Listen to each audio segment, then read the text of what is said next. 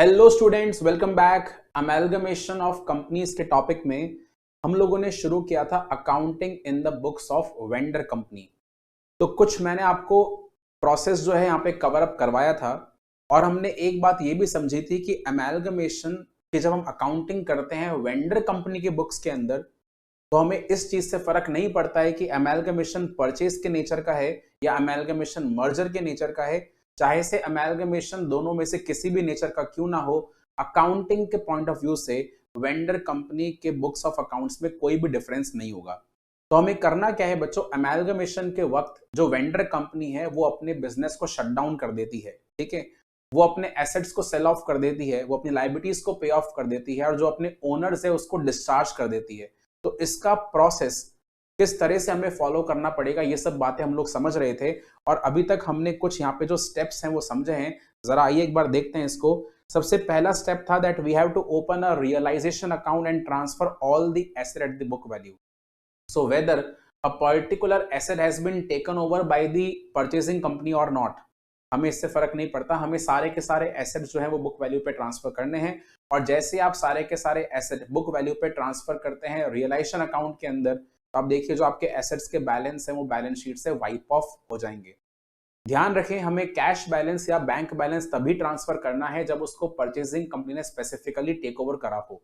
अगर क्वेश्चन में ऐसा लिखा है कि cash and bank balance take over नहीं करा, तो फिर वो आपको ट्रांसफर नहीं करना, आप उसको ट्रांसफर नहीं करेंगे। कहां पे ट्रांसफर नहीं करेंगे?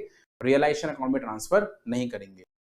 रही बात कुछ ऐसे आइटम्स की जो एसेट में मतलब एसेट साइड पे डिस्क्लोज करे जाते हैं बट टेक्निकली वो एसेट की तरह माने नहीं जाते। जैसे कि आप देखिए प्रॉफिट एंड लॉस का डेबिट बैलेंस हो सकता है या फिर ऐसे कुछ फिक्टिशियस एसेट हो सकते हैं in the nature of deferred revenue expenditures, तो उसको आप ट्रांसफर नहीं करेंगे इन द रियलाइजेशन अकाउंट, वो डायरेक्टली शेयर होल्डर्स के अकाउंट में ट्रांसफर करा जाएगा, that is the equity share holders. तो ये हमारा स्टेप नंबर 1 था, ठीक है। उसकी एंट्रीज मैंने आपको समझाई दी थी। स्टेप नंबर 2 के अंदर हम क्या करेंगे, जो भी लाइबिलिटीज हैं उसको हम ट्रांसफर करेंगे, बट ध्यान ये रखना है कि ओनली एंड ओनली वही लाइबिलिटीज ट्रांसफर करी जाएंगी जो परचेजिंग कंपनी ने एक्चुअली टेक ओवर करी है। अगर परचेजिंग कंपनी ने कोई स्पेसिफिक लाइबिलिटी को टेक ओवर नहीं करा, तो आपको उस तरह की लाइबिलिटी को यहाँ पे ट्रांसफर बिल्कुल भी नहीं करना है, यानी कि उस लाइबिलिटी का पेमेंट सेपरेटली करा जाएगा। और ये सेपरेट पेमेंट कौन करेगा? वेंडर कंपनी खुद करेगा अपने ओन रिसोर्सेज से। ऑलराइट, तो लाइबिलिटीज की हमने ये एंट्री समझ लिया। अगर कोई पर्टिकुलर प्रोविजन या फंड हमारे पास में अवेलेबल है, तो उस फंड के या प्रोविजन के अगेंस्ट में जो लाइबिलिटी है सिर्फ आपको वही ट्रांसफर करना है रियलाइजेशन अकाउंट में। अगर उसके अगेंस्ट में कोई लाइबिलिटी नहीं है या कुछ फ्री पोर्शन है, तो वो आप इक्विटी शेयर होल्डर्स में डिस्ट्रीब्यूट कर सकते हैं। This was our step number 2। Step number 3 के अंदर हमने क्या करा, हमने परचेज कंसिडरेशन का अमाउंट ड्यू करा। वो हमें किससे मिलने वाला है? From the purchasing company. तो हमने एंट्री बना दिया purchasing company account debit to the realisation account. इसके बाद हमको ये पेमेंट मिलेगा। अब पेमेंट मिलने के बहुत सारे फॉर्म्स हो सकते हैं, हो सकता है कैश के फॉर्म में आ जाए, हो सकता है इक्विटी शेयर्स के फॉर्म में आ जाए, हो सकता है प्रेफरेंस शेयर्स के फॉर्म में आ जाए। जिस फॉर्म के अंदर भी पैसा आएगा उस फॉर्म के अकॉर्डिंग अपन एंट्री बना देंगे। So cash account debit, equity shares of purchasing company account debit, preference shares of purchasing company account debit. बहुत बार डिबेंचर्स के फॉर्म के अंदर ही पैसा आ जाता है। So debenture of purchasing company account debit to hmm? To the purchasing company account.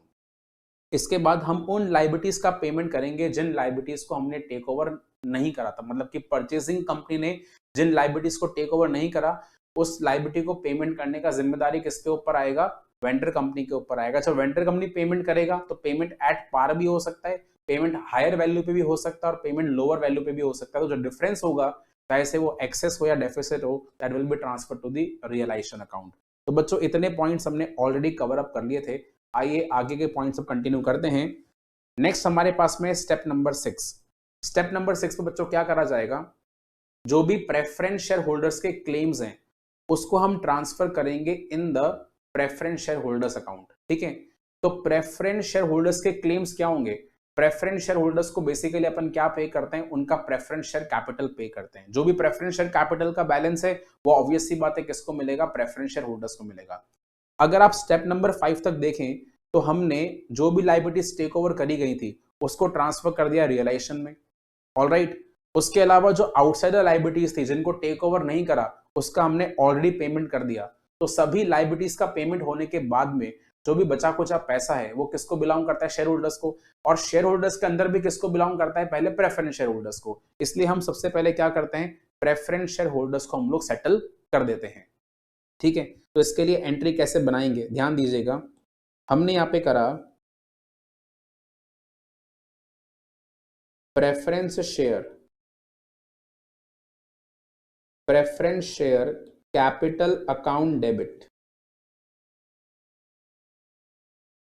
Preference share capital account debit to preference share holders account, ये हमने एंट्री बनाया। यानी कि प्रेफरेंस शेयर कैपिटल के जो क्लेम्स हैं वो हमने ट्रांसफर कर दिए हैं प्रेफरेंस शेयर होल्डर्स में। ठीक है, अब बच्चों बहुत बार क्या हो सकता है, बहुत बार ऐसा हो सकता है कि जो प्रेफरेंस शेयर होल्डर्स को में एक्चुअल में पेमेंट करना पड़े, वो पेमेंट कम भी हो सकता है, वो पेमेंट ज्यादा भी हो सकता है। तो जो डिफरेंस आएगा वो अपन कहां पे ट्रांसफर करेंगे, the difference is transferred to the realisation account. ठीक है, तो अगर हम लोग यहाँ पे पेमेंट शॉर्ट कर रहे हैं, पेमेंट कम करेंगे, तो जाएगा टू रियलाइजेशन अकाउंट। और अगर पेमेंट एक्सेस में होगा, अगर पेमेंट एक्सेस में होगा तो क्या हो जाएगा, रियलाइजेशन अकाउंट डेबिट हो जाएगा, just like the case of liability. Are you getting my point? So preference share capital account debit to realisation to preference share holders. Step number 6 है, आप नोट करें। ये हो गया डेफिसिट पेमेंट के लिए, और अगर एक्सेस पेमेंट होगा तो रियलाइजेशन अकाउंट डेबिट कर दिया जाएगा। स्टेप नंबर 6 नोट करें।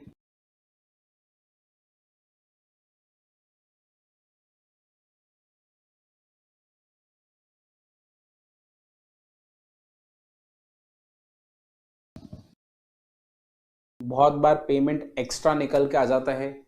आप याद करिए जो हमने अभी तक क्वेश्चन भी सॉल्व करे थे, उसमें काफी सारे क्वेश्चन में ऐसा लिखा जाता है कि प्रेफरेंस शेयर होल्डर्स को 10% के प्रीमियम पे पेमेंट करा है। तो अगर ऐसा कंडीशन आ जाता है कि 10% के प्रीमियम पे पे करा, आपको मालूम है पेमेंट हायर साइड पे हुआ, जो भी हायर साइड का पेमेंट है वो यहाँ पे रियलाइजेशन में डेबिट हो जाएगा। और बाई चांस अगर पेमेंट कम करने को आता है तो फिर आप उसको रियलाइजेशन अकाउंट में क्रेडिट कर देंगे।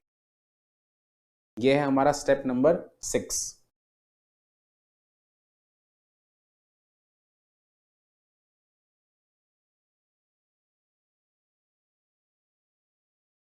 नोट कर लीजिए, फिर आगे बढ़ेंगे फर्दर स्टेप्स पर।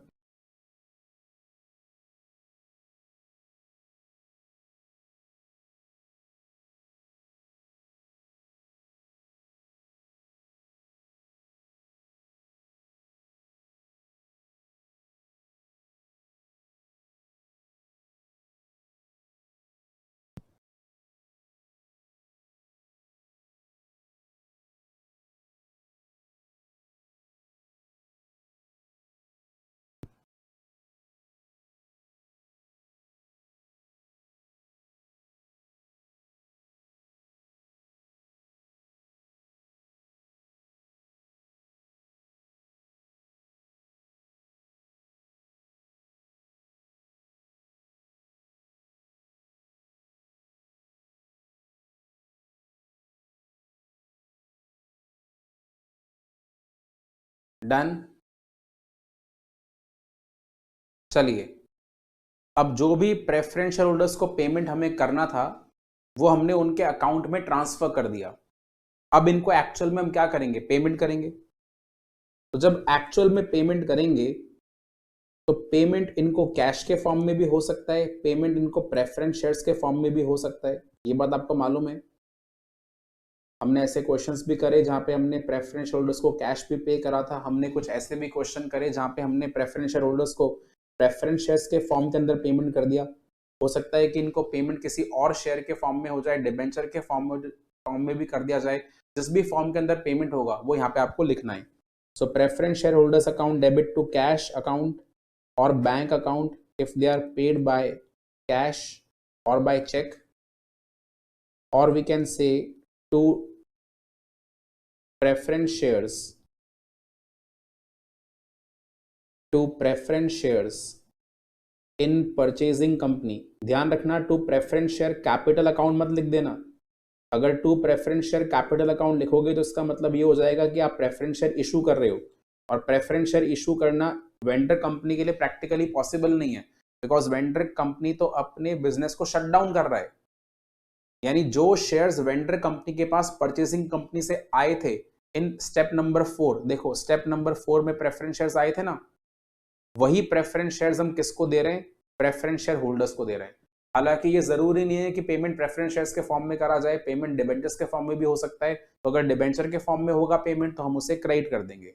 ऑलराइट, हम डिबेंचर्स को यहाँ पे क्रेडिट कर देंगे। बात समझ में आ रही है? अब पॉइंट नंबर 8 देखिए, बड़ा इंपॉर्टेंट पॉइंट है, expense of liquidation. Liquidation expense का ट्रीटमेंट 3 तरह से हो सकता है। सबसे पहली बात, लिक्विडेशन के एक्सपेंस जो है वो पे भी करे हैं वेंडर कंपनी ने, और उसको बियर भी कौन करेगा? वेंडर कंपनी करेगा। So if vendor company is making the payment and the vendor company will bear it itself. The entry is very simple. You have to debit the realization account and you will make a credit in the cash account. So realization account debit to cash account. Second case, अगर expense को beer भी करा है purchasing company ने और payment भी किसने करा है? परचेजिंग कंपनी ने, तो उस केस के अंदर आप समझिए वेंडर कंपनी को अपने बुक्स ऑफ अकाउंट्स में एंट्री बनाने का नीड है ही नहीं, बिकॉज पेमेंट करने वाला भी कौन सा कंपनी है? परचेजिंग कंपनी, और बियर करने वाला भी कौन सा कंपनी है? Purchasing company. तो इस केस में एंट्री नीडेड नहीं है। कहां पे? वेंडर कंपनी के बुक्स ऑफ अकाउंट्स में एंट्री नीडेड नहीं है। और लास्ट कंडीशन क्या आती है कि वेंडर कंपनी ने पहले खर्चे पे कर दिए और बाद में इस खर्चे का रीइंबर्समेंट किससे मांग लिया? इस खर्चे का रीइंबर्समेंट हमने मांग लिया परचेजिंग कंपनी से। अच्छा, वैसे आपको याद होगा कि परचेजिंग कंपनी जब खर्चा पे करती है तो हमने एंट्री क्या समझी थी? लिक्विडेशन एक्सपेंस पे करने की हमने परचेजिंग कंपनी के अकाउंटिंग में एंट्री समझी थी। याद करिए, मर्जर के नेचर में एंट्री क्या बनता है? या तो आप रिजर्व्स को डेबिट कर सकते हो या फिर आप प्रॉफिट एंड लॉस को डेबिट कर सकते हो टू बैंक अकाउंट। बट अगर वहीं पे केस परचेज का होगा तो एंट्री नंबर 2 में अगर गुडविल आया था तो लिक्विडेशन एक्सपेंस पे करने की एंट्री में गुडविल डेबिट करा जाएगा। अगर एंट्री नंबर 2 में कैपिटल रिजर्व आया था तो फिर एक्सपेंस पे करने की एंट्री में कैपिटल रिजर्व डेबिट किया जाएगा। याद आ रही है आपको ये वाली बात? तो अब देखिए यहाँ पे क्या होगा, अगर एक्सपेंस पहले वेंडर कंपनी ने पे करे और बाद में उसका रीइंबर्समेंट मांग लिया है परचेसिंग कंपनी से, तो उस केस में हमें 2 एंट्री बनानी है। जब हम खर्चे पे करेंगे तो हम एंट्री क्या बनाएंगे? Purchasing company account debit to cash account. देखिए मैंने entry realisation account debit to cash account नहीं बनाया, क्योंकि खर्चे मुझे बियर नहीं करने। खर्चे बियर कौन करेगा? खर्चे अल्टीमेटली परचेसिंग कंपनी बियर करेगा। बट आज हमने पेमेंट कर दिया, इसलिए हमने एंट्री बनाया purchasing company account debit to cash account. और फिर बाद में क्या होगा? हमारे पास वही कैश फिर से लौट कर आएगा, यानी कि जो परचेसिंग कंपनी है वो हमें कैश पे कर देगा। तो जब कैश पे करेगा तो एंट्री क्या बनेगा? Cash account debit to purchasing company account. आप बोलेंगे सर इसका तो इफेक्ट नलिफाई हो गया, एंट्री बनाने की नीड ही नहीं है, जितने से डेबिट हुआ उतने से क्रेडिट कर दिया, फिर तो आप एंट्री क्यों बना रहे हो? बच्चों ऐसा नहीं है, आपको एंट्री बनाना पड़ेगा, चाहे से दोनों एंट्रीज का इफेक्ट 0 आ जाए। आई वुड स्टिल से कि आप एंट्री बनाइए। वैसे तो अगर एंट्री नहीं बनाएंगे, अगर आप इग्नोर भी करेंगे तो भी आपका आंसर बिल्कुल ठीक ठाक आएगा। बट मैं हमेशा इस ओपिनियन में रहता हूं कि आपको एंट्री बना देनी चाहिए। ठीक है, पहले आप पे करने की एंट्री बनाएं, बाद में आप कैश को रिसीव करने की एंट्री बना दें। ऑल राइट, तो ये point number 7 and point number 8 note करेंगे सारे के सारे बच्चे। उसके बाद बस हमारे पास में लास्ट के 2 स्टेप्स और बचे हुए हैं, 10 स्टेप्स इन टोटल। यानी कि वेंडर कंपनी के अकाउंटिंग के लिए आपको 10 स्टेप याद रखने हैं और परचेसिंग कंपनी के अकाउंटिंग के लिए 7 to 8 steps. 7 steps for merger and 8 steps for nature of purchase. तो सीन बहुत क्लियर है इस चैप्टर का।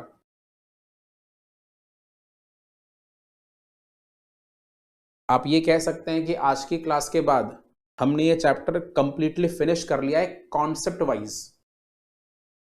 अब जो भी आपका रह गया है that is only the practising part. अब इसमें एज सच कोई फर्दर कॉन्सेप्ट और नहीं है।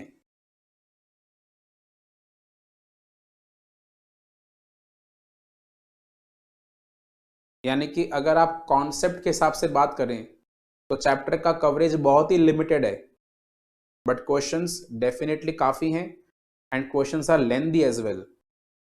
तो इसलिए बच्चों को थोड़ा सा टफ लगता है टॉपिक।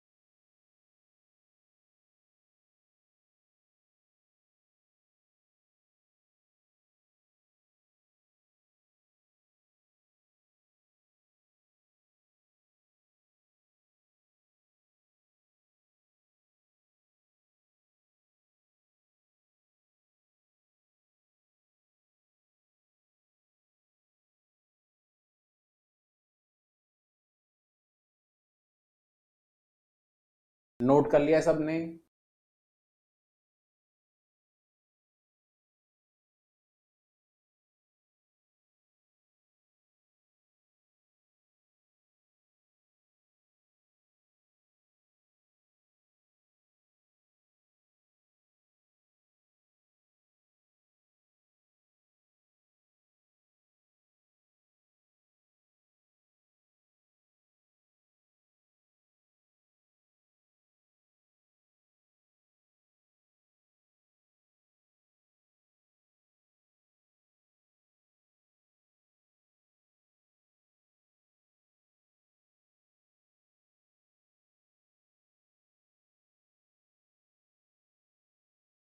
डन। नेक्स्ट, अब देखिए प्रेफरेंस शेयर होल्डर्स का पेमेंट पूरी तरह से हो चुका है, तो अब कौन रह जाएंगे? सबसे अंत में आपको सेटलमेंट करना है इक्विटी शेयर होल्डर्स का। तो इक्विटी शेयर होल्डर्स के जितने भी क्लेम्स हैं, सबसे पहले अपन वो कहां पे ट्रांसफर करेंगे? इक्विटी शेयर कैपिटल अकाउंट में। जैसे हमने, आप देखिए, प्रेफरेंस शेयर कैपिटल अकाउंट का बैलेंस कहां पे ट्रांसफर करा था? प्रेफरेंस शेयर होल्डर्स में। ऐसे ही हम जो भी इक्विटी शेयर होल्डर्स के पेमेंट्स हैं वो कहां पे ट्रांसफर करेंगे? इक्विटी शेयर कैपिटल के अकाउंट में, इक्विटी शेयर होल्डर्स के अकाउंट में। सबसे पहले इक्विटी शेयर होल्डर्स को पे करा जाएगा equity share capital. So entry will be equity share capital account debit. सबसे पहले इनको कैपिटल का बैलेंस जो है वो ट्रांसफर किया जा रहा है। So equity share capital account debit. इसके अलावा जो भी रिजर्व्स हैं, फॉर एग्जांपल जनरल रिजर्व है या कोई और तरह के रिजर्व का बैलेंस है, वो रिजर्व भी कहाँ पे ट्रांसफर होगा? रिजर्व्स भी आपको ट्रांसफर करने पड़ेंगे in the equity share holders account. ध्यान रखें, सारे के सारे रिजर्व्स हमें ट्रांसफर करने हैं, ईच एंड एवरी रिजर्व। उसके अलावा अगर रियलाइजेशन के अकाउंट के अंदर कोई प्रॉफिट या लॉस निकल कर आया था, तो वो भी आपको ट्रांसफर करना है in the account of equity share holders. अब देखिए, हमने एंट्री बनाया equity share capital account debit, any kind of reserve that is existing reserves account debit. Realisation account debit कब होगा? यहाँ पे जब हमारे पास में क्या निकल कर आएगा? प्रॉफिट निकल कर आएगा। In which account? In the realisation account. All right. To, equity share holders account, to equity share holders account. And in case अगर रियलाइजेशन में लॉस आ गया तो फिर आपको एक एंट्री और एक्स्ट्रा चाहिए होगा, that will be equity share holders to realisation. तो इस एंट्री के हिसाब से क्या हुआ? इस एंट्री के हिसाब से जो भी इनके क्लेम्स थे वो हमने ड्यू कर दिए हैं, जो भी इनके क्लेम्स थे वो हमने यहाँ पे ड्यू कर दिए। लास्ट में इक्विटी शेयर होल्डर्स को पेमेंट करा जाएगा। सो पेमेंट करने के लिए क्या एंट्री बना देंगे? Equity share holders account debit. जिस भी फॉर्म के अंदर पेमेंट आया है, equity share holders account debit to, payment अगर कैश के फॉर्म में आया सो कैश अकाउंट। कैश की जगह पर बैंक अकाउंट भी हो सकता है, ये बात आपको मालूम है। ठीक है, अगर पेमेंट इक्विटी शेयर्स के फॉर्म में आया तो इक्विटी शेयर्स अकाउंट भी आ जाएगा। ध्यान रखें, बट इक्विटी शेयर कैपिटल नहीं आएगा। To equity shares of purchasing company,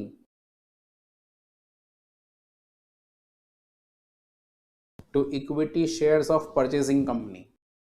अच्छा, एक चीज ये है कि यहाँ पे जो कैश और बैंक का बैलेंस है, आई वुड रिकमेंड कि आप इसको बैलेंसिंग फिगर से निकालें, बिकॉज अंत में जितना भी पैसा रखा हुआ होगा वो डेफिनेटली किसको मिलेगा? इक्विटी शेयर होल्डर्स को मिलेगा। जो भी हमारे पास एक्स्ट्रा मनी बच जाता है that always belong to the equity share holders. इसलिए मैंने यहाँ पे जो कैश और बैंक का बैलेंस है उसको बैलेंसिंग फिगर से कैलकुलेट करा है। जो कैश अपने पास में है वो तो उनको दिया ही दिया जाएगा, बट उसके अलावा कुछ एक्स्ट्रा कैश भी अराइज हो सकता है, वो भी हमें किसको पे करना पड़ेगा? इक्विटी शेयर होल्डर्स को पे करना पड़ेगा। तो बच्चों, ये आपके 10 स्टेप्स हैं जो आपको फॉलो करने होंगे when you are doing the accounting of the vendor company. ठीक है, बहुत ही आसान से ये स्टेप्स है जो हमें फॉलो करने हैं। आइए देखें जरा, आपका जो बाकी का सॉल्यूशन है एक बार चेक कर लो, सॉरी जो बाकी का कंटेंट है वो देख लो एक बार। पॉइंट नंबर 9 एंड 10 भी नोट करना है, इसको भी नोट कर लीजिए।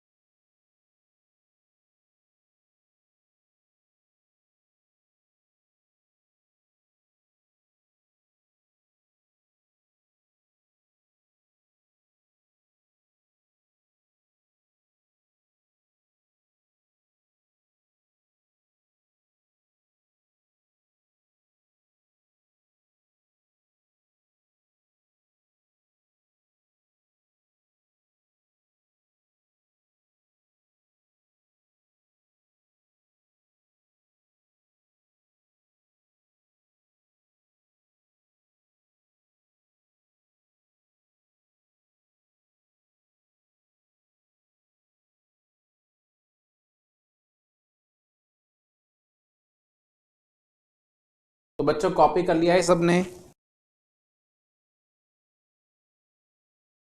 10 स्टेप्स यहाँ पे हमको फॉलो करने हैं वेंडर कंपनी के बुक्स ऑफ अकाउंट्स को क्लोज करने के लिए।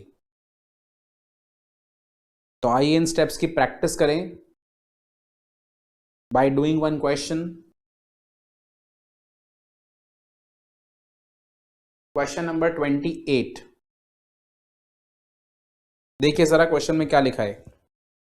The financial position of two companies Hari limited and Vayu limited as on 31st March 2015 was as under. हमें यहाँ पे फाइनेंशियल पोजीशन दो कंपनीज का गिवन है। One company is Hari limited, the other company is Vayu limited and the position is given as on 31st March 2015। So Hari and Vayu दोनों के books of accounts में goodwill का अमाउंट गिवन है, बिल्डिंग है, machinery है, inventory, trade receivables, cash at bank.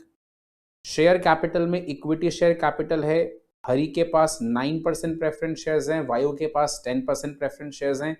General reserve given है, retirement gratuity fund given है और उसके अलावा ट्रेड पेएबल्स की वैल्यू गिवन है। Hari limited absorbs Vayu limited on the following terms. Hari limited ने वायु लिमिटेड को एब्सॉर्ब किया है। 10% preference share holders are to be paid at 10% premium. Already यहां पे आपको प्रेफरेंस शेयर होल्डर्स के केस में पेमेंट की वैल्यू ही बता दी गई है। कह रहे हैं कि प्रेफरेंस शेयर होल्डर्स को 10% के प्रीमियम पे पेमेंट करना है। इसका मतलब ये हुआ कि हरी लिमिटेड वायु लिमिटेड के 1 लाख रुपीस के प्रेफरेंस शेयर होल्डर्स को 1,10,000 का पेमेंट करेगा। Goodwill of Vayu Limited is valued at 50,000. Buildings are valued at 1,50,000 and machinery at 1,60,000. Inventory to be taken over at 10% less value and provision for doubtful debts to be created at 7.5%. Equity shareholders of Vayu Limited will be issued equity shares at 5% premium. तो equity shares का issue 5% के premium पे करा जाएगा, but exactly कितने number of share issue होंगे वो यहाँ पे गिवन नहीं है। बिकॉज ये चीज गिवन नहीं है तो आप समझ सकते हैं कि पीसी निकालने के लिए, परचेज कंसिडरेशन निकालने के लिए यहाँ पे नेट पेमेंट मेथड फॉलो नहीं हो सकता। बिकॉज नेट पेमेंट मेथड को अप्लाई करने के लिए हमें मालूम होना चाहिए कि हमने एग्जैक्टली कितने नंबर ऑफ शेयर इशू करे और कितनी वैल्यू पे इशू करे, बट ये चीज यहाँ पे गिवन नहीं है इक्विटी शेयर्स के लिए, इसलिए हमें को फॉलो करना पड़ेगा net asset method to find out the amount of purchase consideration. आगे देखें क्वेश्चन में लिखा क्या है। Prepare necessary ledger accounts to close the books of Vayu limited. Vayu limited के बुक्स ऑफ अकाउंट्स को क्लोज करने के लिए हमें यहाँ पे नेसेसरी लेजर अकाउंट्स क्रिएट करने हैं। एंट्रीज नहीं बोलिए, डायरेक्ट लेजर अकाउंट्स मांगे हैं और उसके अलावा हमें एंट्रीज भी शो करनी है in the books of Hari limited और साथ में हमें हरी लिमिटेड का बैलेंस शीट भी बनाना है। अब देखिए आपके एग्जाम में ऐसे क्वेश्चन भी आ जाते हैं, इतने लेंथी क्वेश्चन जहाँ पे आपको सब कुछ शो करना है। You have to show each and everything। ठीक है, आइए शुरू करते हैं बच्चों। फटाफट से हम लोग यहाँ पे क्रिएट करते हैं अपने formats. So we are solving question number 28।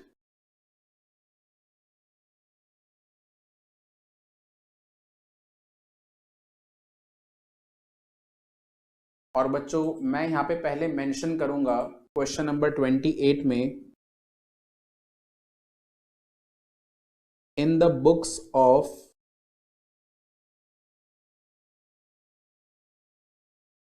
वायु लिमिटेड। सो वायु limited is the transferor company और द वेंडर कंपनी जो अपने बिजनेस को सेल कर रहा है, दैट इज वायु लिमिटेड। और यहां पे हमसे क्वेश्चन ने क्या रिक्वेस्ट किया है, that we have to show the ledger accounts. तो आप देखिए बच्चों हम सारे के सारे लेजर अकाउंट तो शो नहीं करेंगे, बट जो मोस्ट इंपॉर्टेंट लेजर अकाउंट्स है उनको शो किया जाएगा। जैसे कि आप देखिए रियलाइजेशन अकाउंट, ये काफ़ी इंपॉर्टेंट अकाउंट है क्योंकि ऑलमोस्ट सारी की सारी जो एंट्रीज हैं वो रियलाइजेशन अकाउंट के थ्रू पास होती हैं। ठीक है, तो रियलाइजेशन अकाउंट बड़ा क्रिटिकल है, ये तो हमको शो करना ही पड़ेगा। काफ़ी सारी एंट्रीज में इसका यूज़ आता है। रियलाइजेशन अकाउंट, ठीक है। इसके अलावा और हमें कौन से अकाउंट शो करने की नीड होगी? देखिए, जितने भी एसेट्स होंगे वायु लिमिटेड के, वो हम ट्रांसफर करेंगे in the realisation account, whether they have been taken over or they are not taken over. जितनी भी लाइबिलिटीज हैं वो भी हमें ट्रांसफर करना पड़ेगा। अगर क्वेश्चन में कुछ लिखा नहीं होता कि हमने कौन कौन से एसेट टेक ओवर करे और कौन कौन सी लाइबिलिटीज टेक ओवर करी, तो हमें क्या मानना होता है? सारे सभी तरह के एसेट और सभी तरह की लाइबिलिटीज को टेक ओवर किया गया है, ठीक है। उसके अलावा यहाँ पे जो हमें मेन अकाउंट और बनाने हैं वो कौन से बनाने हैं? रियलाइजेशन अकाउंट के अलावा आपको मालूम है कि जो प्रेफरेंस शेयर होल्डर्स हैं और इक्विटी शेयर होल्डर्स हैं, उनका हम लोग यहाँ पे सेटलमेंट करते हैं। तो रियलाइजेशन अकाउंट के अलावा मैंने यहाँ पे क्रिएट करा है बच्चों प्रेफरेंस शेयर होल्डर्स का अकाउंट, ठीक है। रियलाइजेशन अकाउंट के अलावा मैंने यहाँ पे ओपन करा है प्रेफरेंस शेयर होल्डर्स का अकाउंट,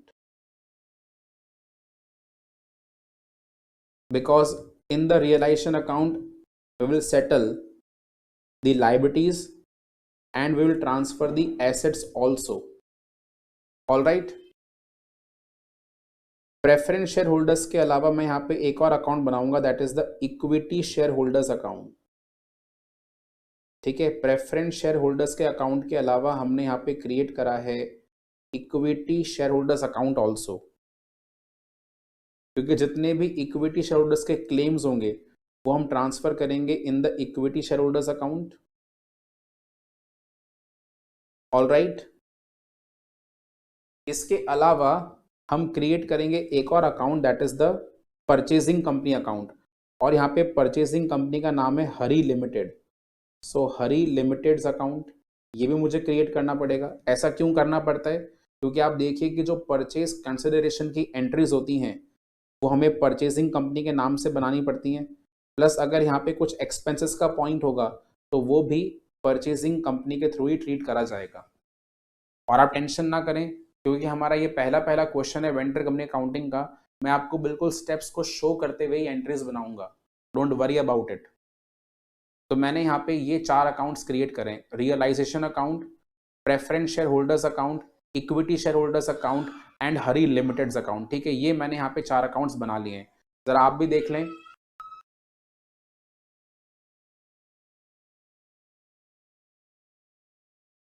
अगर हमें किसी और भी अकाउंट की रिक्वायरमेंट होगी क्वेश्चन को सॉल्व करते वक्त, तो हम उस अकाउंट को प्रिपेयर कर लेंगे। बट फिलहाल मैंने यहाँ पे ये 4 अकाउंट्स ही बनाए हैं और मुझे लगता है कि इसमें हमारा काम हो जाएगा। देखिए बच्चों, पहला स्टेप क्या था? आप अपनी कॉपीज भी निकाल लीजिए साथ में। पहला स्टेप क्या था? हम लोग को यहाँ पे ट्रांसफर करना है रियलाइजेशन अकाउंट में सारे के सारे एसेट्स, चाहे से वो टेक ओवर करे हो या टेक ओवर नहीं करे हो। अच्छा, अब पहले हम ये समझे कि यहाँ पे कौन से एसेट टेक ओवर करे गए हैं। तो आपको मैंने एक बात हमेशा क्लियर करा हुआ है कि अगर क्वेश्चन में कुछ भी लिखा हुआ नहीं होता, हम मानते हैं कि हमने सारे एसेट एंड सभी तरह की लाइबिलिटीज को टेक ओवर कर लिया है। और आप देख सकते हैं यहाँ पे क्वेश्चन में कुछ भी नहीं लिखा कि कौन कौन से एसेट टेक ओवर करे हैं। बस यहाँ पे आपको कुछ एसेट्स की स्पेसिफिक वैल्यूज जरूर से गिवन है, तो वो तो आपकी मार्केट वैल्यूज हैं। बट ये तो नहीं लिखा ना कि यही एसेट टेक ओवर करें, इसके अलावा कुछ और टेक ओवर नहीं करा, ऐसा कुछ लिखा हुआ नहीं है। तो जब भी क्वेश्चन में कुछ लिखा नहीं हो, मानने सारे के सारे एसेट टेक ओवर हो चुके हैं और सभी तरह की लाइबिलिटीज टेक ओवर हो चुकी हैं, यानी कि इसका मतलब कैश एंड बैंक भी टेक ओवर हो चुका है। तो हम सारे के सारे एसेट्स को ट्रांसफर कर देते हैं, ठीक है। और ये जो एसेट का ट्रांसफर है वो बच्चों कौन सी वैल्यू पे करा जाएगा? एट द बुक वैल्यू, आपको मालूम है। तो मैंने रियलाइजेशन के अकाउंट में एंट्री बना दिया 2, बिकॉज एसेट को ट्रांसफर करने का एंट्री क्या बनेगा? Realisation account debit to assets. तो मैंने रियलाइजेशन के अकाउंट में एंट्री बनाया 2। सबसे पहला एसेट है गुडविल, टू गुडविल। उसके बाद अगला एसेट गिवन है बिल्डिंग, तो मैंने यहाँ पे लिख दिया 2 बिल्डिंग। बिल्डिंग के बाद में अगला एसेट गिवन है मशीनरी, तो मैंने यहाँ पे मेंशन कर दिया 2 मशीनरी, ठीक है। अकाउंटिंग इज एक्सट्रीमली सिंपल, बिल्कुल भी टफ नहीं है। मशीनरी के बाद में है इन्वेंट्री, तो मैंने यहाँ पे लिख दिया 2 इन्वेंट्री। आइए जी, इन्वेंट्री के बाद हमें यहाँ पे गिवन है ट्रेड रिसीवेबल्स, तो मैंने मेंशन कर दिया 2 ट्रेड रिसीवेबल्स।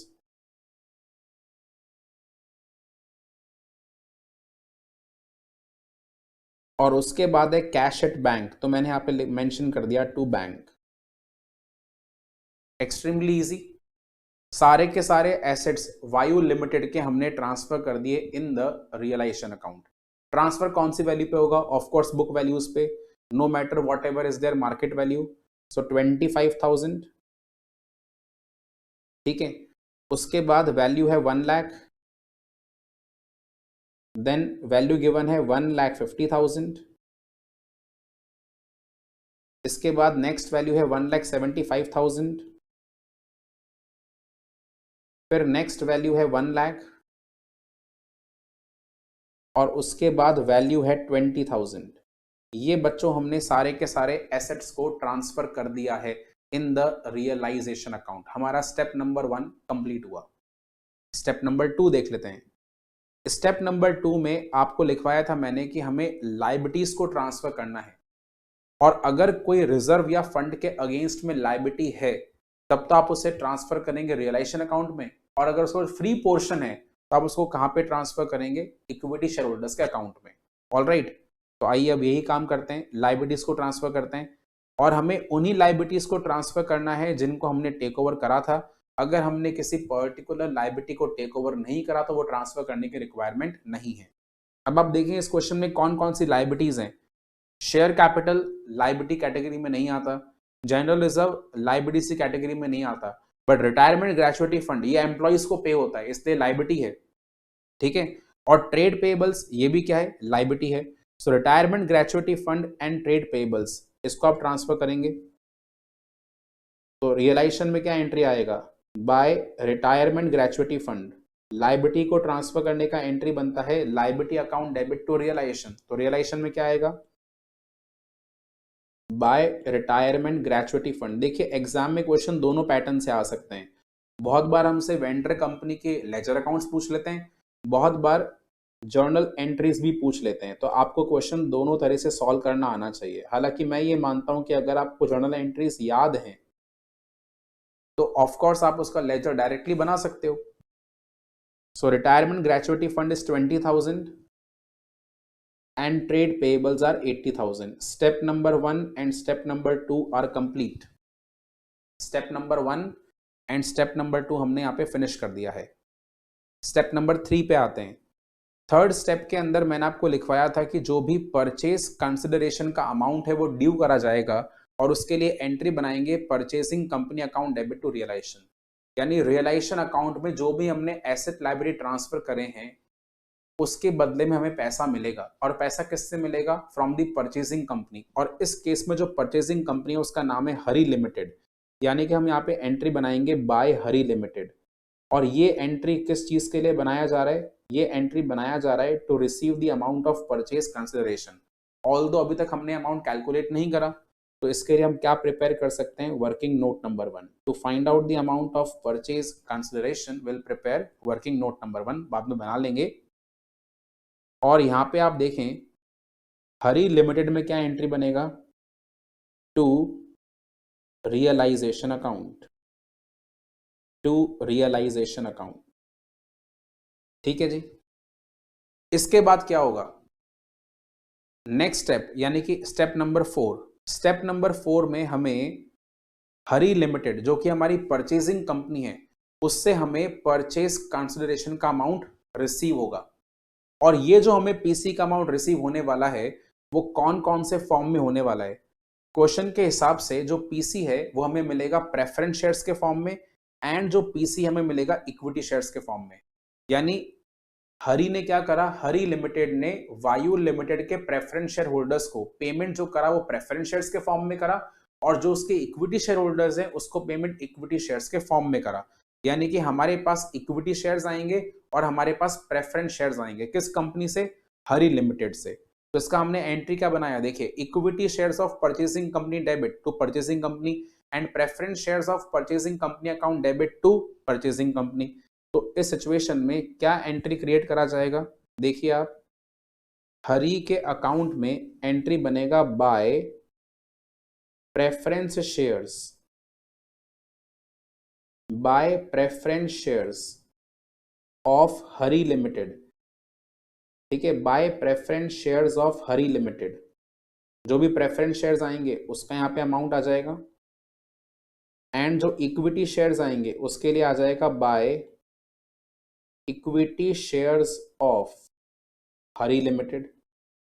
अच्छा, कितना इक्विटी शेयर आएगा, कितना प्रेफरेंस शेयर आएगा, ये तो डिपेंड करता है। एक बार अपन क्या निकाल लें, परचेज कंसिडरेशन निकाल लें, उसके बाद हमको मालूम चलेगा। All right, next step number 5 में हमने क्या सीखा था, अगर किसी भी लाइबिलिटी को टेक ओवर नहीं करा गया है, अगर किसी भी लाइबिलिटी को टेक ओवर नहीं करा गया तो हमें लाइबिलिटी का सेटलमेंट अपने आप से करना होता है। ऑल्दो हमारे इस क्वेश्चन में ऐसा कोई पॉइंट है ही नहीं, बिकॉज हमने ये मान लिया कि सारी की सारी लाइबिलिटीज टेक ओवर हो चुकी हैं। क्वेश्चन में कुछ मेंशन था ही नहीं कि जो परचेजिंग कंपनी है वो इस तरह की लाइबिलिटी को टेक ओवर नहीं करेगा। अगर ऐसी कोई बात नहीं लिखी है तो हम क्या मानेंगे, हमने सभी तरह की लाइबिलिटीज टेक ओवर कर ली है। आइए जरा नेक्स्ट स्टेप पे आते हैं। हमें प्रेफरेंस शेयर कैपिटल के अमाउंट को प्रेफरेंस शेयर होल्डर्स में ट्रांसफर करना है, और अगर इसमें कोई डिफरेंस आ जाता है तो वो जो डिफरेंस है वो हमें कहां पे सेटल करना पड़ेगा, रियलाइजेशन अकाउंट में सेटल करना पड़ेगा। ऑल राइट, अब आप जरा ध्यान दीजिएगा। हमारे पास यहाँ पे अगर हम प्रेफरेंस शेयर कैपिटल की बात करते हैं तो प्रेफरेंस शेयर कैपिटल का अमाउंट जो वायु लिमिटेड में है वो कितना है, 1 लाख है। और इंटरेस्टिंग बात यह है कि जो प्रेफरेंस शेयर होल्डर्स हैं उनको पेमेंट 10% के प्रीमियम पे करा जा रहा है। यानी कि अगर आप वायु लिमिटेड के पॉइंट ऑफ व्यू से सोचेंगे तो वायु के लिए जो प्रेफरेंस शेयर होल्डर्स हैं उनको 10% का एक्स्ट्रा अमाउंट पे करना पड़ेगा। यानी कि 1 लाख के बदले कितना पे करना पड़ेगा, 1,10,000। यानी कि यहाँ पे एक्सेस पेमेंट करा जा रहा है, हाँ या ना। हम प्रेफरेंस शेयर होल्डर्स को यहाँ पे कुछ एक्सेस पेमेंट कर रहे हैं, और आपको मैंने समझाया था कि जो डिफरेंस है वो ट्रांसफर किया जाएगा इन द रियलाइजेशन अकाउंट। यानी प्रेफरेंस शेयर होल्डर्स के अकाउंट में सबसे पहले अपन कैपिटल का अमाउंट ट्रांसफर करेंगे, and it is your 10% preference share capital. So by 10% preference share capital, Vayu limited की बुक्स में हमने एंट्री बनाया by 10% preference share capital account to settle the claims of the preference share holders, और ये amount है 1 लाख। और जैसा कि आपको मालूम है कि इनको हम 10% के प्रीमियम पे पेमेंट करेंगे, इनको एक्स्ट्रा पैसा देना पड़ेगा, तो ये जो नुकसान है वो कहाँ पे ट्रांसफर होगा, इन द रियलाइजेशन अकाउंट 10,000। तो हमें ये बात तो पहले से मालूम है कि प्रेफरेंस शेयर होल्डर्स को कितना पैसा मिलने वाला है, ये बात हमें पहले से मालूम है। कितना मिलेगा, 1,10,000 मिलेगा। बट इक्विटी शेयर होल्डर्स के लिए बात हमें पहले से मालूम नहीं है। So by 10% preference share capital account कितना हो गया, 1 lakh, and by realisation account कितना हो गया, 10,000। तो रियलाइजेशन में क्या एंट्री बनेगा, रियलाइजेशन में एंट्री बनेगा to preference share holders. Realisation में एंट्री बन जाएगा to preference share holders, how much, 10,000। Is it clear, यहां तक के स्टेप समझ में आ गए। इसके बाद आप देखिए अगला स्टेप क्या है। अगले स्टेप के अंदर प्रेफरेंस शेयर होल्डर्स को पेमेंट करा जाएगा, जो भी उनको पेमेंट करना है, जिस भी फॉर्म के अंदर पेमेंट करना है उस फॉर्म के अंदर पेमेंट होगा। तो यहाँ पे इस क्वेश्चन के अंदर जो प्रेफरेंस शेयर होल्डर्स का पेमेंट है वो 9% प्रेफरेंस शेयर्स के फॉर्म में करा जा रहा है। और वो प्रेफरेंस शेयर कौन सी कंपनी के हैं, वो प्रेफरेंस शेयर्स हैं ऑफ हरी लिमिटेड, जो हमारे पास हमने पहले से रिकॉर्ड करे हुए थे। आप देखिए जरा, हमने यहाँ पे हरी के अकाउंट में लिखा हुआ था bye preference shares of Hari limited, ठीक है। इसका अमाउंट वैसे हमें पहले से मालूम है, इसका अमाउंट आएगा 1,10,000। वाई इज दैट सो, क्योंकि आप देखिए क्वेश्चन में क्लियर कट एक बात मेंशन थी कि जो वायु लिमिटेड के प्रेफरेंस शेयर्स हैं उनको 10% के प्रीमियम में पे करा जाएगा, और उसके बदले प्रेफरेंस शेयर ही इशू होंगे। तो 1 लाख का पेमेंट करना था वायु के प्रेफरेंस शेयर होल्डर्स को, 1 लाख पे 10% प्रीमियम, 1,10,000। यानी कि 1,10,000 के न्यू प्रेफरेंस शेयर इशू होंगे। कौन इशू करेगा, हरी लिमिटेड।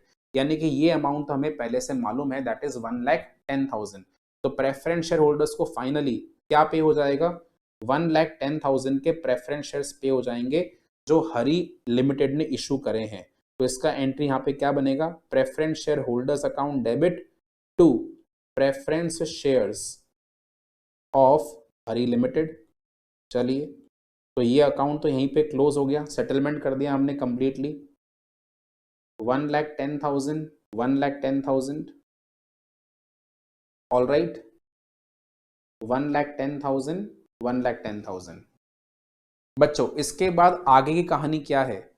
आगे का हमारा स्टेप है लिक्विडेशन के एक्सपेंस को ट्रीट करना, जो इस क्वेश्चन में गिवन नहीं है, और उसके बाद लास्ट में हमें सेटलमेंट करना है इक्विटी शेयर होल्डर्स का। तो इक्विटी शेयर होल्डर्स में जो भी रिजर्व्स हैं, इक्विटी शेयर कैपिटल है, वो ट्रांसफर करा जाएगा, और उसके बाद फाइनली इक्विटी शेयर होल्डर्स को पेमेंट करा जाएगा। तो हमने एंट्री बनाया share capital account debit, reserves account debit, realisation account debit to equity share holders. तो इक्विटी शेयर होल्डर्स के अकाउंट में किस तरह से एंट्री बना देंगे, देखिए जरा। इक्विटी शेयर होल्डर्स के अकाउंट में एंट्री बनेगा बाय इक्विटी शेयर कैपिटल। जो भी वायु लिमिटेड का इक्विटी शेयर कैपिटल का अमाउंट है वो यहाँ पे लिख दिया जाएगा bye equity share capital account, and the amount of that capital is how much? The amount of that capital is 3 lakh. क्या कोई ऐसा रिजर्व है जो इनको मिलेगा? बिल्कुल, यहाँ पे रिजर्व भी है बाय जनरल रिजर्व। तो जनरल रिजर्व के हकदार कौन होंगे? Of course equity share holders, and that amount is how much? The amount of general reserve is 70,000। बस, इसके अलावा तो कुछ है ही नहीं। इसके अलावा जो भी रियलाइजेशन का प्रॉफिट या लॉस निकलेगा उसका भी अधिकार किसके पास में होगा? इक्विटी शेयर होल्डर्स के पास में होगा। बट वो अभी तक हमने निकाला नहीं है, क्योंकि रियलाइजेशन का प्रॉफिट लॉस निकालने के लिए पहले आपको चाहिए होगा अमाउंट ऑफ परचेज कंसिडरेशन, जिसको हम कहां पे निकालेंगे? In the working note number 1। All right, तो आप देखिए तो हमने पार्शियली यहाँ पे अकाउंट्स फिलअप कर दिए हैं, पार्शियली हमने यहाँ पे अकाउंट्स फिलअप कर दिए हैं। अच्छा, इक्विटी शेयर होल्डर्स का पेमेंट मालूम है किस फॉर्म में होना है? इक्विटी शेयर्स के फॉर्म में होना है। ये बात क्वेश्चन में पहले से लिखा हुआ था, तो अपन यहाँ पे लिख देंगे to equity shares of Hari limited. इस फॉर्म में इसका पेमेंट होना है, बट एग्जैक्टली पेमेंट का अमाउंट क्या होगा वो हमको मालूम नहीं है, वो परचेज कंसिडरेशन निकालने पर ही मालूम चल पाएगा। ठीक है, आइए जी, क्वेश्चन में हमसे और क्या पूछा गया? वेंडर कंपनी के लेजर अकाउंट्स बनाने के अलावा हमसे जर्नल एंट्रीज पूछी गई हैं, और ये जो जर्नल एंट्रीज हैं वो हमें प्रिपेयर करनी है in the books of Hari limited. I hope कि ये जर्नल तो अब आप अपने आप बना पाएंगे। जर्नल ऑफ हरी लिमिटेड, मुझे इस जर्नल को बनाने में बिल्कुल भी इंटरेस्ट नहीं है, ये काम मैं आपके लिए छोड़ रहा हूं एज अ होमवर्क, ये आप अपने आप बना के लेकर आएंगे। Journal of Hari limited, definitely मैं आपको हिंट्स यहाँ पे दे देता हूँ कौन कौन सी एंट्रीज बनेंगी। एमेलगमेशन का नेचर आपको परचेज का मानना पड़ेगा। ऑल राइट, फर्स्ट एंट्री क्या बनाएंगे? Business purchase account debit to liquidator of Vayu limited, ये आपका एंट्री बनेगा with the amount of purchase consideration. Second entry में हम क्या करेंगे? सभी तरह के एसेट को टेक ओवर करेंगे, सभी तरह की लाइबिलिटीज को टेक ओवर करेंगे। एंट्री बनेगा टू बिजनेस परचेज, और जो डिफरेंस होगा वो गुडविल या फिर कैपिटल रिजर्व में जाएगा। और यहाँ पे तो डिफरेंस गुडविल में आना है, बिकॉज आपको गुडविल यहाँ पहले से गिवन है। आप देखो वायु का जो गुडविल है उसका वैल्यू कितना गिवन है? 50,000 रुपए, यानी कि ऑफकोर्स एंट्री में जो डिफरेंस आएगा गुडविल का वो एग्जैक्टली कितना आएगा? 50,000 आएगा। उसके बाद एंट्री नंबर 3 में आपको पेमेंट करना पड़ेगा। एंट्री बनेगा liquidator of Vayu limited debit to preference share capital account, ठीक है, क्योंकि प्रेफरेंस शेयर्स को अपन ने इशू करा है। उसके अलावा आएगा to equity share capital account, और यहाँ पे जो इक्विटी शेयर्स हैं वो प्रीमियम पे इशू करे गए हैं, ध्यान रखिएगा, इक्विटी शेयर्स को प्रीमियम पे इशू करा है, बट जो प्रेफरेंस शेयर्स हैं उनका पेमेंट प्रीमियम पे हुआ है। दोनों में डिफरेंस होता है, आपको ये वाली बात मालूम है, ठीक है। तो यहाँ पे साथ में आ जाएगा to securities premium. All right, तो ये जो भी एसेट लाइबिलिटी का टेक ओवर करा है या पेमेंट करा है, इसकी केवल 3 एंट्रीज बनेंगी। ये तीनों एंट्रीज आपको अपने आप बनानी होंगी, और इन तीनों एंट्रीज को बनाने के बाद ऑफ कोर्स आपको बनाना पड़ेगा बैलेंस शीट भी, ठीक है, बिकॉज क्वेश्चन में बैलेंस शीट बनाने को ही बोला है। तो बैलेंस शीट में कौन कौन से पॉइंट्स आएंगे? देखो, बैलेंस शीट में इक्विटी एंड लाइबिलिटी में आएगा शेयर कैपिटल। शेयर कैपिटल में both type of share capital आएगा। कौन सा? इक्विटी शेयर कैपिटल भी आएगा, प्रेफरेंस शेयर कैपिटल भी आएगा। रिजर्व एंड सरप्लस में क्या क्या आना चाहिए? जनरल रिजर्व हरी का तो आएगा ही आएगा, वायु का आ ही नहीं सकता, क्योंकि यहाँ पे जो एमेलगमेशन है वो परचेज के नेचर का है। उसके अलावा हरी के केस में यहाँ पे एक और नया रिजर्व बनकर आएगा, दैट इज सिक्योरिटीज प्रीमियम, वो आपको लिखना पड़ेगा। लाइबिलिटीज के अंदर in the heading of non current liability you will create a new heading of long term provision. वो हमें क्यों बनाना है? क्योंकि यहाँ पे गिवन है रिटायरमेंट ग्रेचुइटी फंड, तो इनका टोटल कहाँ पे जाएगा? लॉन्ग टर्म प्रोविजन में जाएगा। और करंट लाइबिलिटी में ओनली है ट्रेड पेबल्स, उसके आपको नोट की रिक्वायरमेंट नहीं है, डायरेक्टली आपको अमाउंट गिवन है। असेट साइड में ऑफ कोर्स आपको प्रिपेयर करना पड़ेगा एक तो इंटेंजिबल्स के लिए अकाउंट, ठीक है, क्योंकि 50,000 की गुडविल पहले से हरी के लिए गिवन है और वायु की गुडविल भी कितनी है? 50,000 है। उसके अलावा बिल्डिंग और मशीनरी ये जाएगा टेंजिबल असेट्स में। इन्वेंट्री के नोट की आपको रिक्वायरमेंट होगी नहीं बिकॉज दोनों की वैल्यूज आपको अवेलेबल है। ट्रेड रिसीवेबल्स इसका आपको नोट क्रिएट करना पड़ेगा बिकॉज यहाँ पे इसके केस में हमें क्या क्रिएट करना है? प्रोविजन। क्या क्रिएट करना है हमें? प्रोविजन। ट्रेड रिसीवेबल्स के लिए प्रोविजन क्रिएट होगा, तो आपको मालूम है कि जो अपना एंट्री नंबर 2 बनेगा उसके अंदर अपन क्या एंट्री बनाएंगे? To provision for bad debts. ये बात आपको पहले से मालूम है, ऑल राइट। और उसके अलावा कैश एट बैंक, ठीक है। तो बैलेंस शीट का पार्ट भी यहाँ पे काफी आसान है। ध्यान रखें बैलेंस शीट में जब भी एंट्रीज बनती हैं तो वो एंट्रीज लेटेस्ट वैल्यूज के ऊपर बनाई जाती हैं और लेटेस्ट वैल्यूज हमें यहाँ पे नीचे गिवन है। इनफैक्ट जो आप पीसी निकालते हैं वो भी मार्केट वैल्यूज पे निकालते हैं, वो हमें यहाँ पे गिवन है। बस जब भी वेंडर कंपनी का अकाउंटिंग करेंगे तो आपको ये ध्यान रखना है कि वो जो अकाउंटिंग है वो ओनली एंड ओनली कौन सी वैल्यूज पे करा जाएगा? Only at the book values, all right. तो journal of Hari limited I think एक पेज में पूरा हो जाएगा। Journal of Hari limited I think 1 page में पूरा हो जाएगा। बैलेंस शीट के लिए अभी तक आप जितनी भी स्पेस छोड़ते हुए आए हैं उतनी स्पेस आप छोड़ दीजिए। आई थिंक बैलेंस शीट के लिए आपको 3 पेज चाहिए होते हैं, 1 पेज तो फॉर्मेट का हो जाता है और 2 पेज अपन नोट्स के मान के चलते हैं, ठीक है। तो 3 पेज आप उसके लिए छोड़ सकते हैं और उसके बाद हम आ जाते हैं अपने वर्किंग नोट्स पे। वर्किंग नोट्स देखो बच्चों, मेरा काम ये था कि मैं आपको यहाँ पे वेंडर कंपनी की जो अकाउंटिंग है वो फिनिश करवा दूं बिकॉज परचेजिंग कंपनी के अकाउंटिंग मैं आपको सिखा चुका हूं एंड नाउ आई एक्सपेक्ट कि आप इसको अपने आप कर पाए, ठीक है। हाँ जी, वर्किंग नोट देखेंगे, मैंने यहाँ पे लिखा calculation of purchase consideration. Calculation of purchase consideration. वैसे तो अब आपके लिए ये वाला पॉइंट भी बहुत आसान है, आप अपने आप से कर सकते हैं।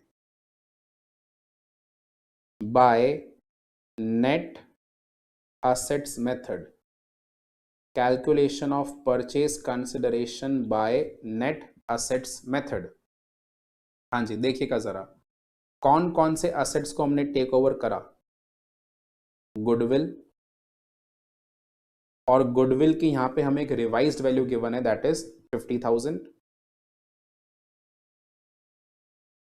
बिल्डिंग को भी हमने टेक ओवर करा, इसका भी हमें एक रिवाइज्ड वैल्यू गिवन है दैट इज 1,50,000। मशीनरी को भी टेक ओवर करा है और इसका भी रिवाइज्ड वैल्यू गिवन है दैट इज 1,60,000। मशीनरी के अलावा हमने इन्वेंट्री को भी टेक ओवर करा। इन्वेंट्री, और अगर देखें तो इन्वेंट्री को टेक ओवर कैसे कराए? 10% लेस वैल्यू पे। तो इन्वेंट्री का अमाउंट है 1,75,000, उसमें 10% लेस कर देंगे दैट इज 1,57,500। इन्वेंट्री के बाद में है ट्रेड रिसीवेबल्स, इस पे हमें क्रिएट करना है प्रोविजन। तो आपको मालूम है अपन क्या करते हैं, ट्रेड रिसीवेबल्स को पूरी की पूरी वैल्यू पे यहाँ पे लिख देते हैं दैट इज 1 लाख, और अलग से फिर हम इसका प्रोविजन माइनस कर देते हैं, ऑल राइट।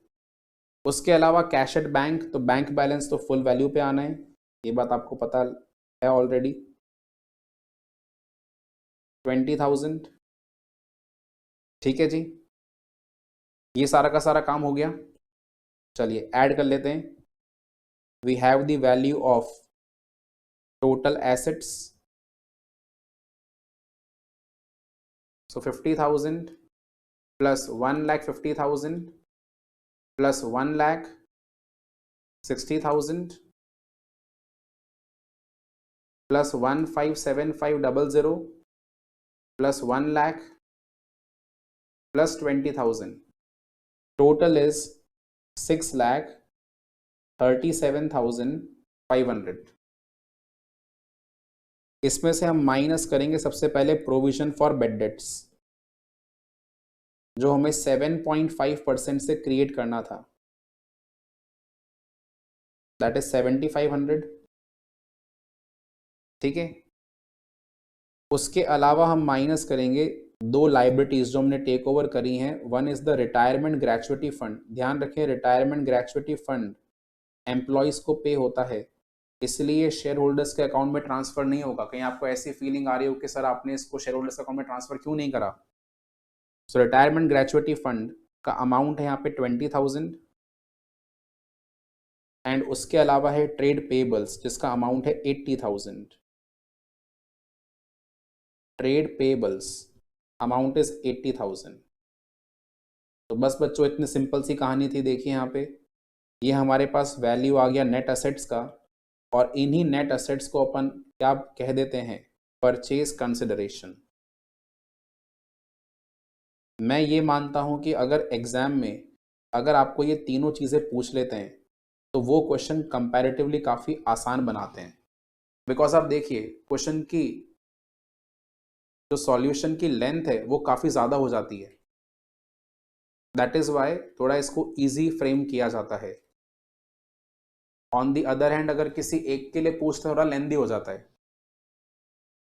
तो हमारे पास यहाँ पे नेट असेट्स या फिर पीसी का जो आंसर है दैट इज 5,30,000। पीसी का आंसर आ चुका है 5,30,000। ऑलराइट, नेट असेट मेथड से पीसी आ गया 5,30,000। अब बच्चों आपको मालूम है कि जो पीसी का पेमेंट है वो किसको करते हैं, पीसी का पेमेंट करते हैं अपन इक्विटी शेयर होल्डर्स को और प्रेफरेंस शेयर होल्डर्स को। तो 5,30,000 में से कितना पोर्शन बिलोंग करेगा प्रेफरेंस शेयर होल्डर्स को और कितना पोर्शन बिलोंग करेगा इक्विटी शेयर होल्डर्स को, वो भी निकाल लेते हैं। सो 5,30,000 में से सबसे पहले हम पेमेंट करेंगे payment to preference share holders of Vayu limited.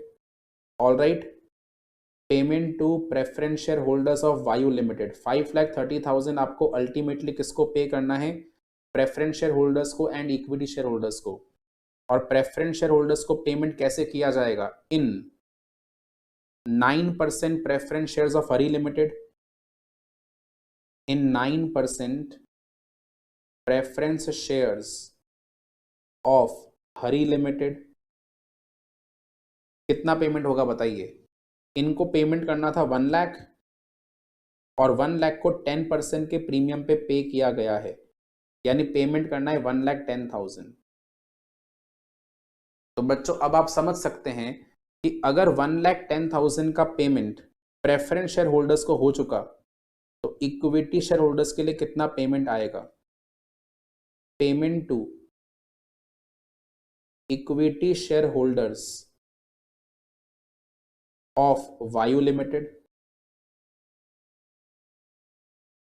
Payment to equity share holders of Vayu limited कितना पेमेंट होगा, इक्विटी शेयर होल्डर्स को पेमेंट करा जाएगा of course in the form of equity shares and that balance amount is how much, 4,20,000।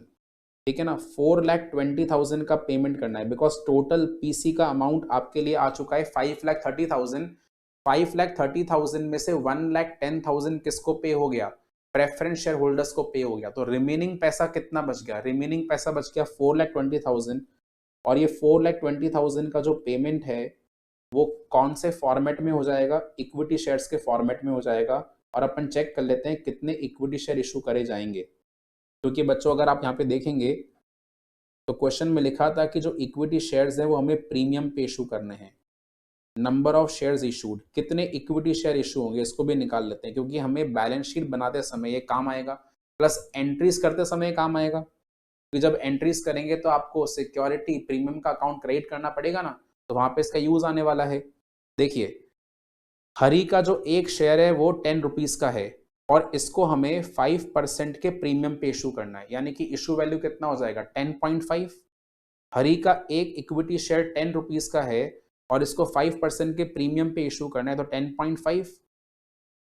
तो 4,20,000 shares तो मैं 4,20,000 के amount को डिवाइड करूंगा 10.5 से, तो मेरे पास में नंबर ऑफ शेयर्स निकल कर आ जाएंगे जो मुझे इशू करने होंगे। Are you getting my point? 4,20,000 upon 10.5, how many shares? 40,000 shares, and these 40,000 shares shall be issued for consideration other than cash. Already अगर आप देखें यहाँ पे तो हरी के पास में 10 लाख की कैपिटल है। ये 10 लाख की कैपिटल जो होगी इक्विटी शेयर्स की, वो अब कन्वर्ट हो जाएगी 14 लाख के कैपिटल में, क्योंकि हमने 40,000 शेयर्स और इशू कर दिए। और जो यहाँ पे सिक्योरिटीज प्रीमियम का अमाउंट आएगा वो कितना आ जाएगा? 20,000 आ जाएगा। रिजर्व एंड सरप्लस में जो सिक्योरिटी प्रीमियम का अमाउंट आएगा वो 20,000 आएगा। और शेयर कैपिटल में प्रेफरेंस शेयर कैपिटल का अमाउंट कितना आएगा? 1 लाख की प्रेफरेंस शेयर कैपिटल पहले से है 9% वाली। उसके अलावा प्रेफरेंस शेयर और कितने इशू हो गए? 1,10,000।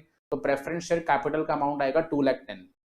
2,10,000 में से जो 1,10,000 का कैपिटल होगा that has been issued for consideration other than cash. अब देखिए मैंने यहाँ पे बैलेंस शीट के भी काफी पॉइंट डिस्कस कर लिए हैं। ऑलराइट, बैलेंस शीट में जो भी एसेट लायबिलिटी जिस वैल्यूज पे आएंगे वायु के, वो हमने यहाँ पे देख ही लिए पीसी निकालते समय। पेमेंट का स्ट्रक्चर हमको मालूम चल चुका है। 1,10,000 का पेमेंट प्रेफरेंस शेयर होल्डर्स को हुआ था और 4,20,000 का पेमेंट हमने यहाँ पे इक्विटी शेयर होल्डर्स को कर दिया है। ऑलराइट, ये प्रिपेयर कर लिया आपने? तो आइए जरा अपने अकाउंट्स को फिलअप कर लेते हैं। अब रिक्विजिट स्पेस आपने छोड़ ही दिया था, जर्नल का स्पेस आपने छोड़ दिया, बैलेंस शीट का आपने स्पेस छोड़ दिया, नोट्स बनाने का स्पेस आपने छोड़ दिया। पीसी का अमाउंट यहाँ पे आया था 5,30,000, तो मैंने रियलाइजेशन अकाउंट में लिख दिया बाय हरी लिमिटेड 5,30,000। हरी में लिख दिया टू रियलाइजेशन 5,30,000। ठीक है, इक्विटी शेयर होल्डर्स का पेमेंट आया 4,20,000। देखिए मैं अकाउंट को फिलअप कर रहा हूँ और बहुत इजीली फिलअप हो गया है सब कुछ। 5,30,000 is the total of the account. तो ये वाला अकाउंट भी क्लोज हो गया। इक्विटी शेयर होल्डर्स के अकाउंट में इक्विटी शेयर्स को पेमेंट करा गया 4,20,000। इक्विटी शेयर होल्डर्स के अकाउंट में इक्विटी शेयर्स के फॉर्म में पेमेंट करा गया 4,20,000। अब मेरे पास एक सिंगल अकाउंट पेंडिंग है, वो है रियलाइजेशन अकाउंट। चेक करें यहाँ पे प्रॉफिट है या लॉस है, और अभी सारी की सारी कहानी क्लियर हो जाएगी कि अकाउंट टैली हुआ कि नहीं हुआ। क्रेडिट साइड में आ रहा है 6,30,000, डेबिट में कितना डिफरेंस है देखें जरा, या हो सकता है डिफरेंस क्रेडिट साइड में भी आ जाए। चेक कर लें।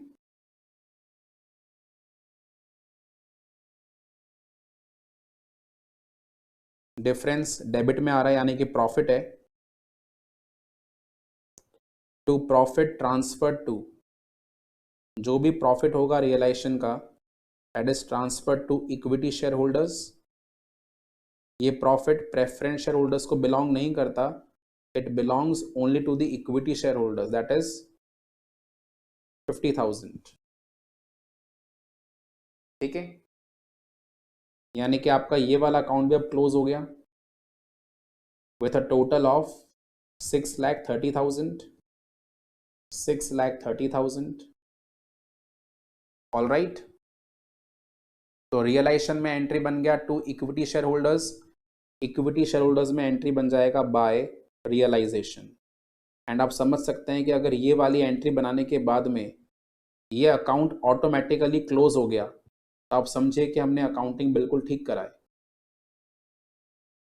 ठीक है ना, इक्विटी शेयर होल्डर्स का अकाउंट एंड में ऑटोमेटिकली क्लोज हो जाना चाहिए, और अगर ऐसा हो जाता है इसका मतलब अकाउंटिंग बिल्कुल परफेक्ट है। और आप देखिए हो गया, इक्विटी शेयर होल्डर्स का अकाउंट एंड में ऑटोमेटिकली क्लोज हो गया। इसका मतलब हमने यहाँ पे जो भी अकाउंटिंग परफॉर्म करा दैट इज एब्सोल्युटली करेक्ट। अब अकाउंटिंग किसका बच गया? परचेजिंग कंपनी का। वो आप एज अ होमवर्क करके लेकर आएंगे, यानी कि आपको जर्नल प्रिपेयर करना है। जर्नल में 3 एंट्रीज बनेंगी बिकॉज आगे वाली एंट्रीज है ही नहीं। देखिए यहाँ पे डिबेंचर्स के पेमेंट के बारे में कुछ लिखा हुआ है नहीं, और पहली बार डिबेंचर्स थे ही नहीं, तो लायबिलिटी के लिए कोई एंट्री होगा नहीं।